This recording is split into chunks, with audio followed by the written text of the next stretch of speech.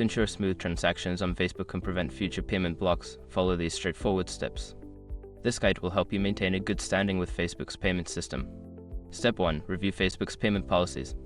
Before filing a refund or dispute, use the Escrow.com link in the description to open the refund dispute deadline calculator and confirm your deadline. Step 2. Verify your account information. Make sure all your account information is accurate and up to date. This includes your payment method, billing address, and any identification required by Facebook.